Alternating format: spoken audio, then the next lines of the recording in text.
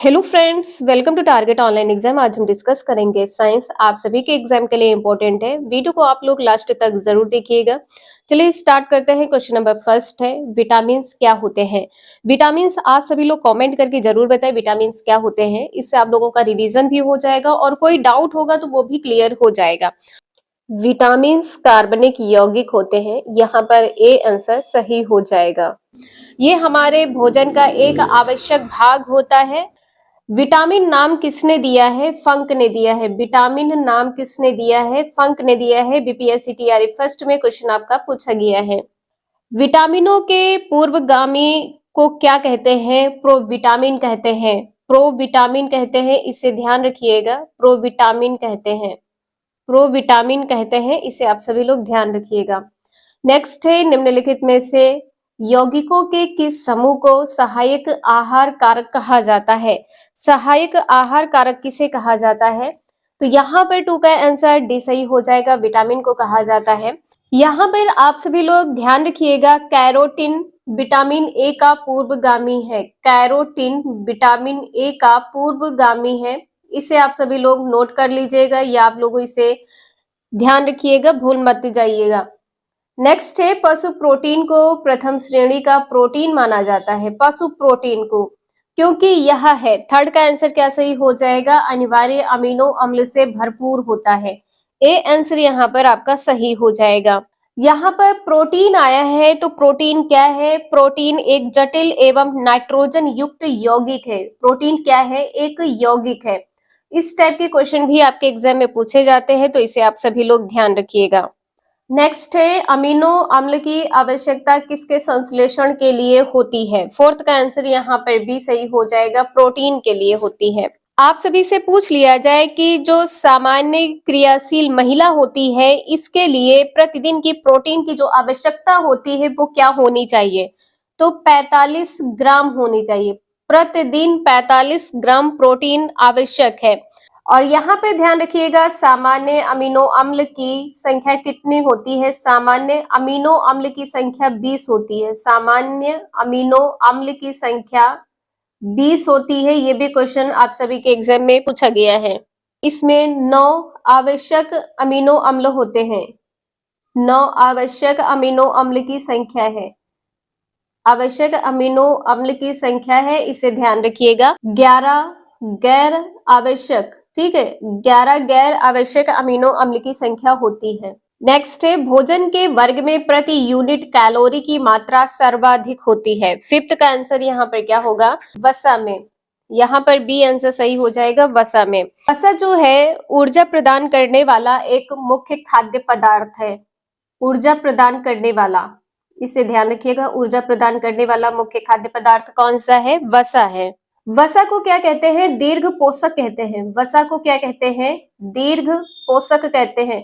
अन्य तत्व कौन से हैं जिन्हें दीर्घ पोषक कहा जाता है? आप सभी लोग कमेंट करके जरूर बताइएगा। नेक्स्ट है, भैंस के दूध में औसत वसा की मात्रा कितनी होती है? तो यहाँ पर आंसर आपका ए सही हो जाएगा, 7.2% होती है। नेक्स्ट है, निम्नलिखित में से कौन सा जैव रूपांतरण मानव शरीर को अधिकतम ऊर्जा प्रदान करता है? सेवंथ का बी आंसर सही हो जाएगा, एटीपी एडीपी।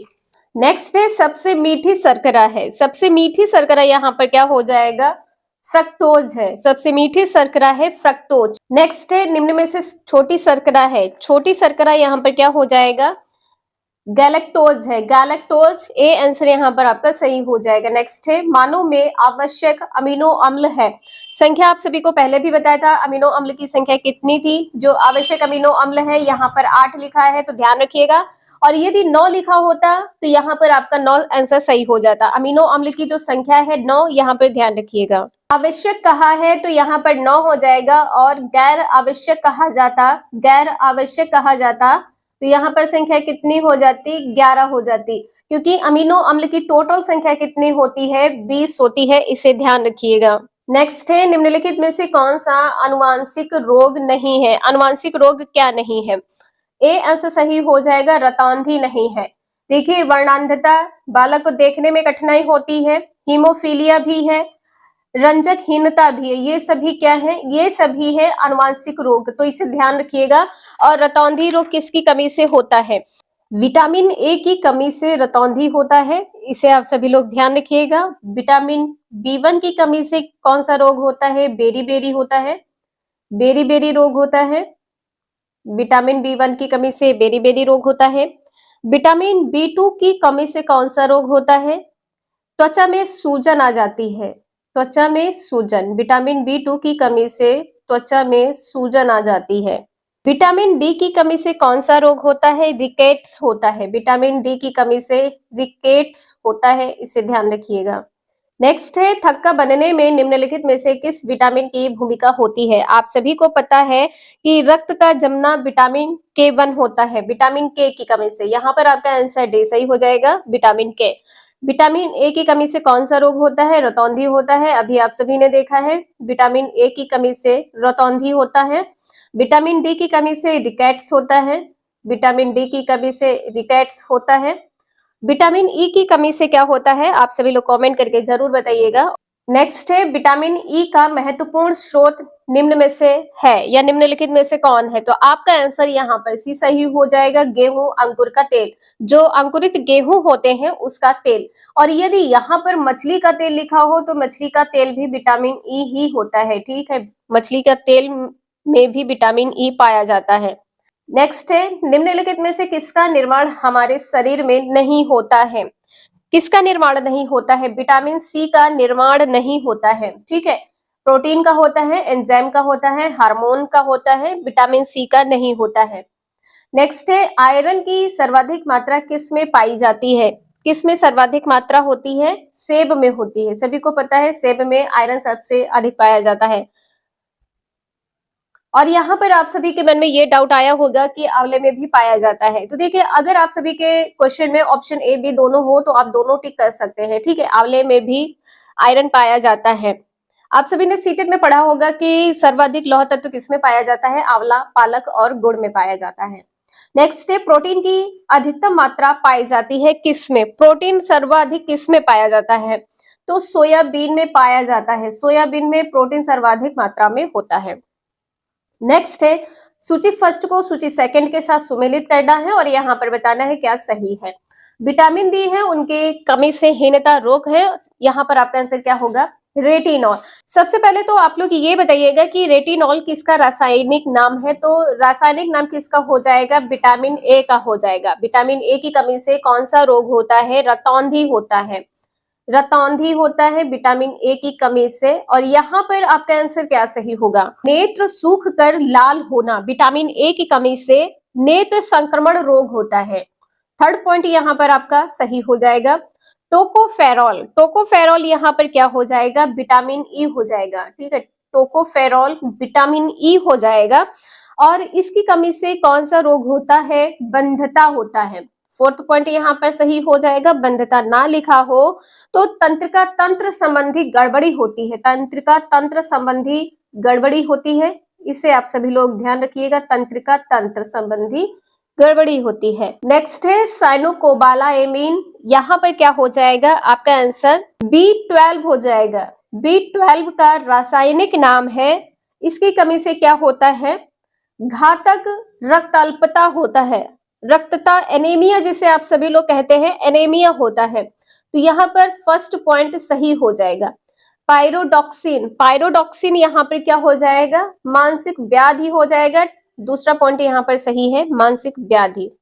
यहाँ पर आप सभी लोग आंसर देख सकते हैं। 17 का बी सही है, 3 4 1 2। नेक्स्ट है, सर्वाधिक विटामिन ए किसमें पाया जाता है? सर्वाधिक विटामिन ए पाया जाता है पके हुए आम के फल में, मतलब आम में पाया जाता है, पके हुए आम में पाया जाता है। नेक्स्ट है, निम्नलिखित में से कौन सा प्रोटीन का सबसे अच्छा स्रोत है? प्रोटीन का सबसे अच्छा स्रोत क्या है? मूंगफली है, बी आंसर सही हो जाएगा। नेक्स्ट है, निम्नलिखित विटामिन में से कौन सा शरीर में भंडारित नहीं होता है? क्या भंडारित नहीं होता है? विटामिन सी भंडारित नहीं होता, इसे आप सभी लोग ध्यान रखिएगा। नेक्स्ट है, हृदय रोगियों के लिए सेब का विशेष महत्व है क्योंकि ये बड़ा स्रोत है हृदय रोगियों के लिए। जिसका बीपी हाई या लो हो जाता है उनकी बात की गई है, या जो और हृदय से संबंधित डिसीज होते हैं। तो यहाँ पर आपका आंसर डी सही हो जाएगा, केवल पोटेशियम का। नेक्स्ट है, निम्नलिखित विटामिन में से कौन सा किसी स्वप्न को पर्याप्त अवधि तक याद रखने में सहायक होता है? यहाँ पर आपका आंसर सी सही हो जाएगा, विटामिन B6।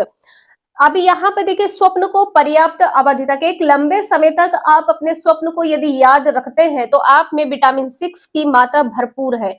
सी आंसर यहाँ पर आपका सही है। नेक्स्ट है, निम्नलिखित में से कौन सा विटामिन एवं उसकी कमी वाला रोग सुमेलित नहीं है? 23 का आंसर डी सही हो जाएगा, राइबोफ्लेविन। आप सभी को पता है कि बेरी-बेरी रोग किसकी कमी से होता है? तो बेरी-बेरी रोग होता है B1 की कमी से। बेरी-बेरी रोग होता है B1 की कमी से।